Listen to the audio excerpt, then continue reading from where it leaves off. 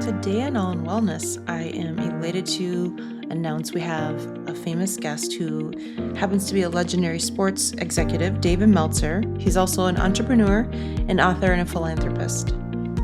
The strategies that David outlines will empower you to make the right calls in your life, providing you the tools to outsmart and outwork others, while also bringing the right people along with you. Nothing happens accidentally, so be intentional in your decision making and embrace the need to change and grow so that you will succeed every day of your life as you learn from David's strategies. Welcome to another amazing episode of the All in Wellness Show. Today we are very fortunate to have a great guest to join us, David Meltzer, who is famous and well known. We're very fortunate to have him join us today. And David is a legendary sports executive and formerly served as CEO of the renowned Leigh Steinberg Sports Entertainment agency, which was the inspiration for the movie Jerry Maguire. He is one of the world's top entrepreneurs, investors, and business coaches. David has been recognized by Variety magazine as their Sports Humanitarian of the Year, awarded the Ellis Medal of Honor. David is also the executive producer of the Apple TV series 2 Minute Drill and Office Hours. He is also the executive producer of Entrepreneur's #1 digital business show, Elevator Pitch.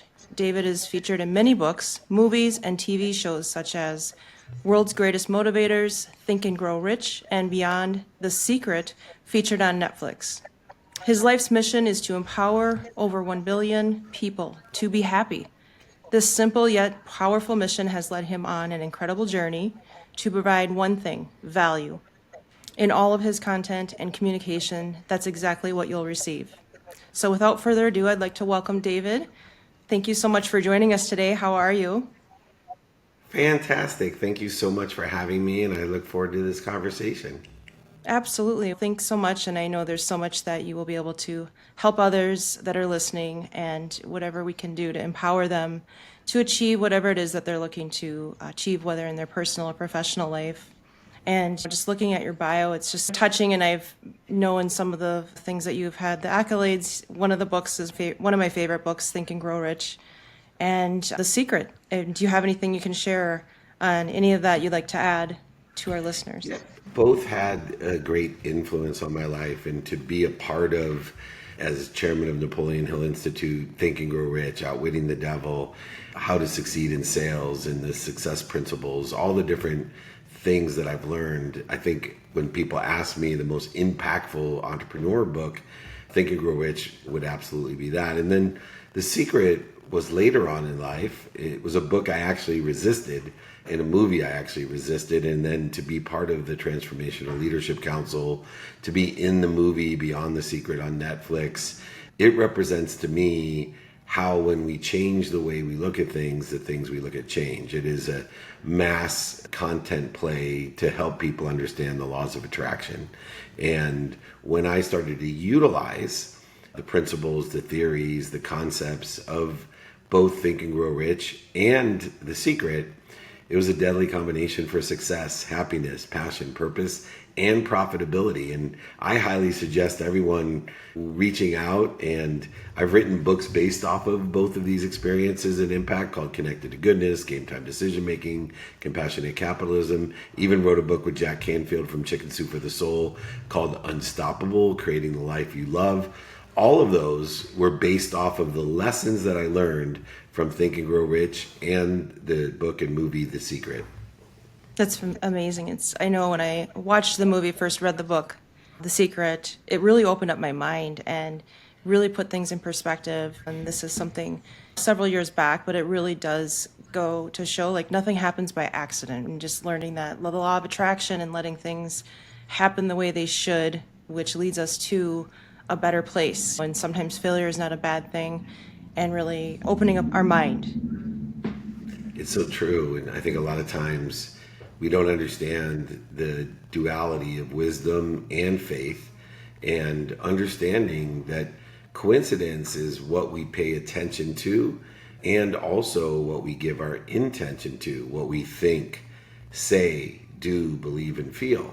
And when we align attention plus intention, it equals the coincidences, the coinciding of the universe with our activities, our intentions. And so the consequences, results, circumstances that occur in our life that we may not have evidence to show that they're helping us, or the evidence may be contrary to where we want to be or better. It is this idea of attention and plus intention that equals the coinciding or the coincidences that we want. I think that's great. And just my personal experience with the journey, it's not overnight, it's a process. And when you open up your mind, I noticed myself just being led to different things that in the past I may not have been open to, or just would have looked past different things, and just seeing a different perspective and being more open to what the universe is guiding us to has really changed my life profoundly. And I would say it's been over 2 decades for me, but I think it's some of us out there, there might be some other people that could start younger in life, right, and have better outcomes and more of a positive outcome. And that's a beautiful sentiment, and aligned with things happen very slowly, then all of a sudden. And I think that's hard and difficult for humans, utilizing human nature in order to see how slowly things happen, but then all of a sudden.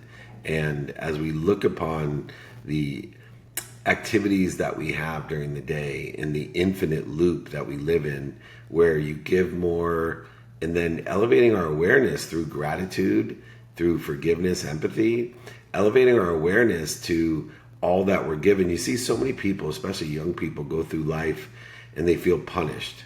They don't understand how a struggle, a problem, could actually be promoting, protecting, love, and perfecting you. When I lost over $100 million and went bankrupt, my basement had a basement. Not only did I lose everything, but the irony of my life was I lost the house that I bought my mom, which was the only reason I wanted to be rich, was to buy her a house. And at that time, when my basement had a basement, to realize that this may be something that I'm given. And I can tell you, I didn't have that wisdom. It was my mom's wisdom. When I told her that I went bankrupt, I lost over $100 million, including her home, and that she had to move. And my mom smirked at me and said, "Do you need any money? Are you okay?" And I said, "Mom, I don't think you heard me.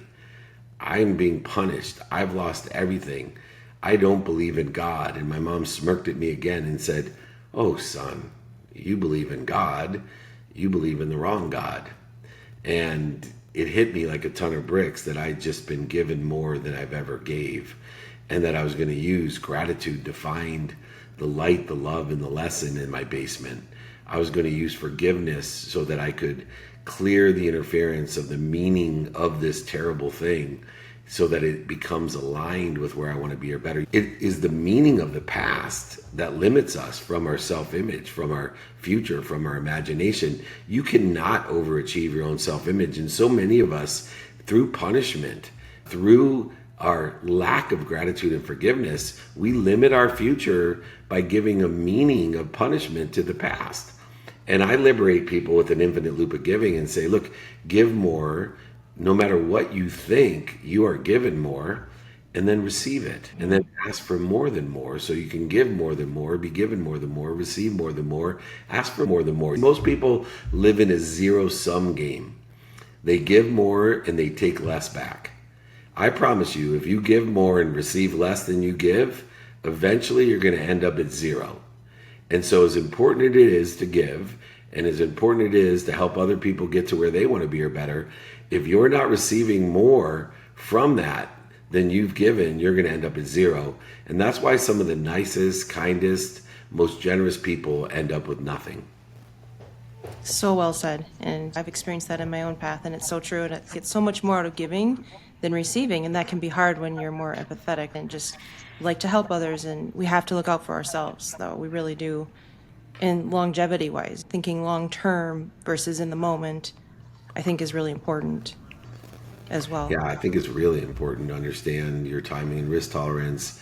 One of the aspects that I help people with, and I myself had to learn, is the difference between linear time, man-made constructive time, and infinite time.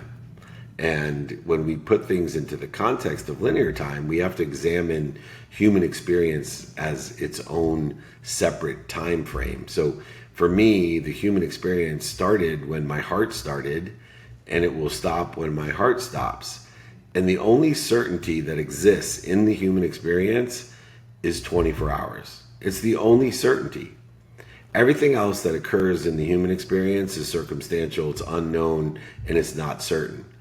And so to understand that I'm given this gift of human experience and I'm here to learn lessons, and the lessons will keep on coming until I learn them, and I will forget every lesson that ever was, and I can remember, remind, and recollect any lesson that ever was.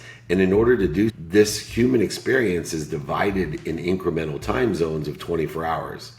So each day we're guaranteed a certainty of 24 hours. Every day of your life, from the time your heart starts till the time it stops, except for the last day of your life, you'll be cheated.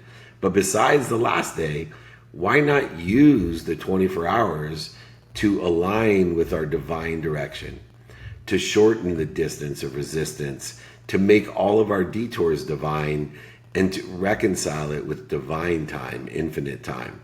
And so utilizing an understanding of linear time versus infinite time and how to be productive, accessible, and gracious in that time can give us more passion, more purpose, even more profitability.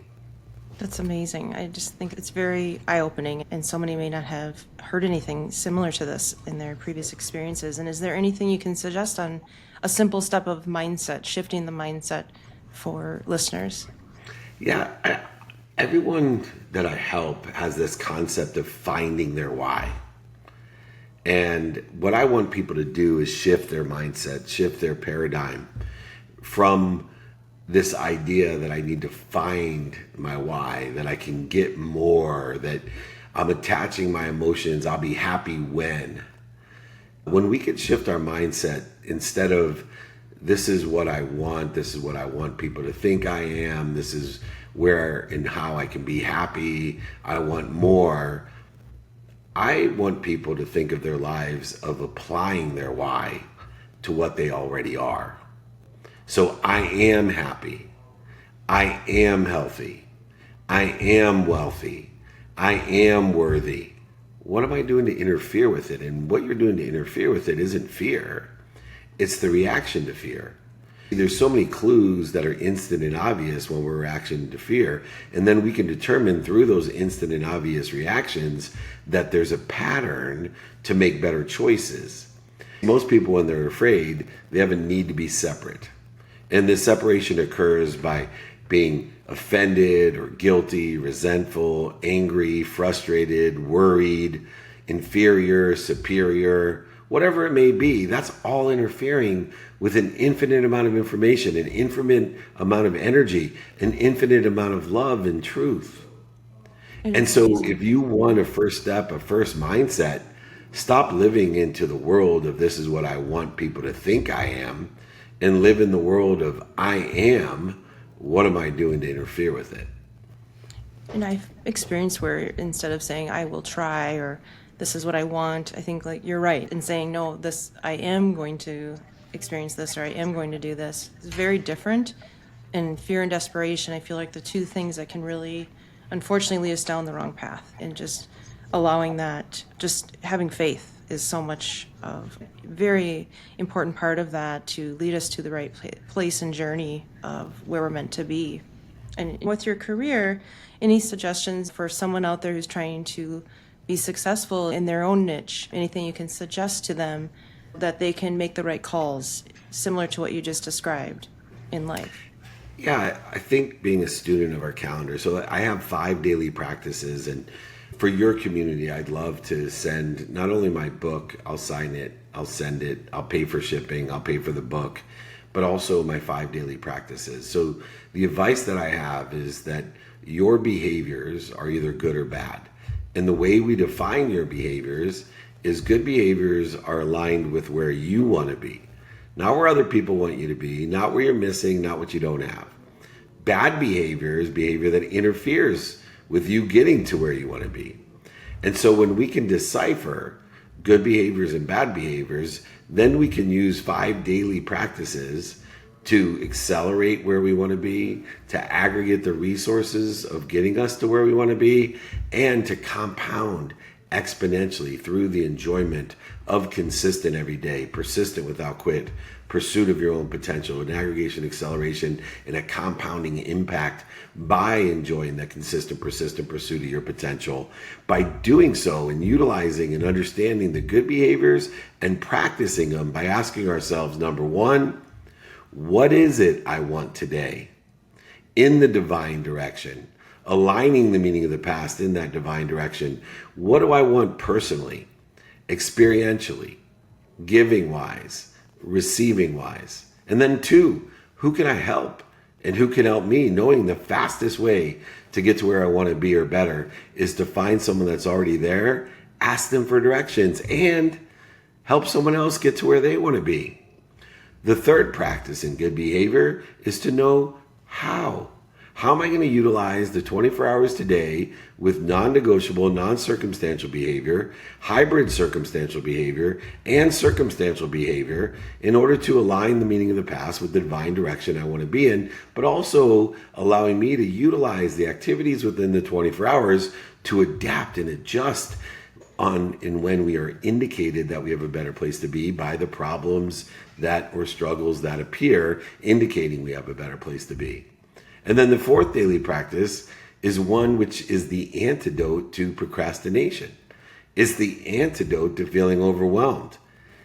And it's called prioritization. When we know what's important to us today in the context of the circumstances and the non-negotiables, when we can prioritize by what's important to us, utilizing urgency as a subset of importance to facilitate, to make easy the acceleration, aggregation, and compounding effect of the divine direction.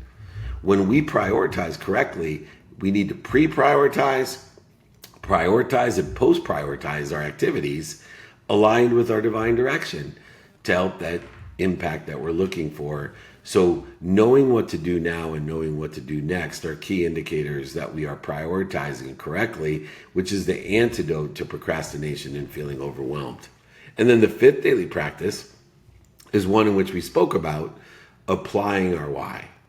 Identifying the reaction to fear, stopping, dropping, and rolling, not resisting, going over, under, through, around, lying to, cheating, manipulating, denying, but supplying it with the inspiration, intuition, and intelligence that's available to us in an abundant, infinite system, unified by thought of our own enjoyment, of our own pursuit, of our own potential. I love the point you made about surrounding ourselves with successful people. And I've experienced that as well. When I wasn't at the place, like you said, I'm never there because we're never there. I'm here and I'm always evolving. I'm always going to get better and always work on the person I am and my goals. There's never any end point. But I just remember in my late 30s, just remembering I'm not in a good place where I want to be successfully. So just surrounding myself with people who are smarter than me or people who are better at whatever it is I want to achieve. And just you become that fifth person, don't you think, of who you surround yourself with. And sometimes that can be a big change for people needing to make a big shift in their life that maybe it's not a good environment they're in currently. It's very exponential. We can't find outside of us what we can't see inside of us. And that introspective self-evaluation and the inventory of our skills, our knowledge, and our desires aligned with our divine direction, looking to what does well, what's stable, what we think is doing well is some key framework in order to be happy, which is my ultimate goal, is on my mission to empower others to be happy, to change the collective consciousness on earth, where just a small group of empowered and definite people can change the world. I have time for one more question.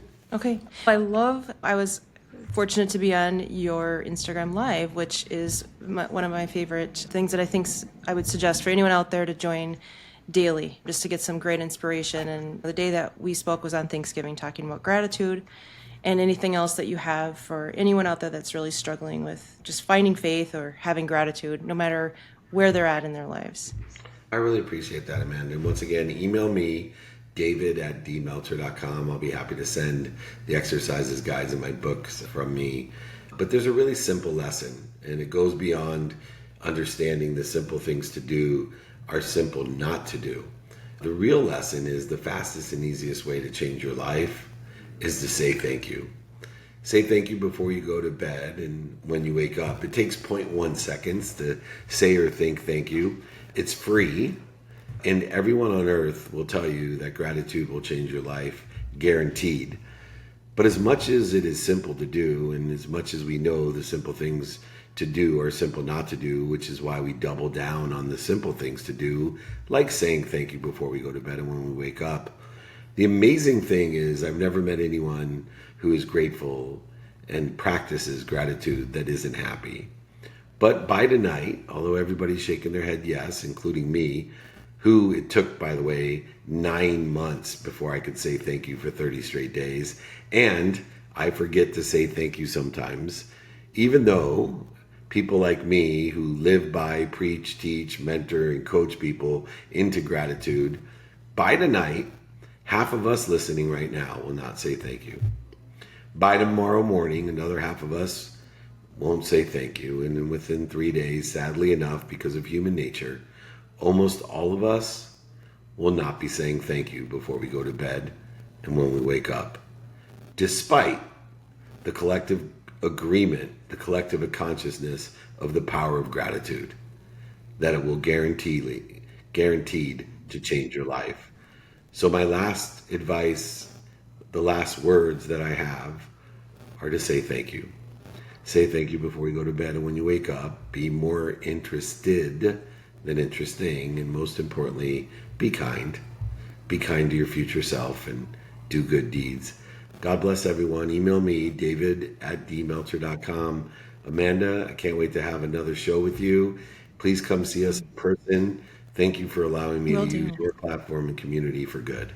Of course. I really appreciate it, and I hope you have a wonderful day as well. Thanks so much, David. Thank you, Until Amanda. next time. Yep. Okay, take care. Wow, is all I can say. How incredible. Thank you so much for listening today, and I hope that you learned something valuable from listening to David's own personal journey. And he's a renowned, one of the top entrepreneurs in the world. So you're really hearing from someone who's really had quite the journey, and I hope you appreciate today's episode. I hope you can continue to have some daily inspiration from David Meltzer on either of his platforms. He has his live podcast daily on Instagram called Office Hours, or his TV show 2-Minute Drill on Apple TV. And that wraps up another inspiring episode of All in Wellness. Thank you for being a part of our community and for tuning in today. We hope you found valuable insights and encouragement to live your life fully and authentically. Remember, the journey to wellness, gratitude, and embracing your faith is ongoing, and we're here to support you every step of the way. If you enjoyed today's episode, please take a moment to subscribe, rate, and leave a review.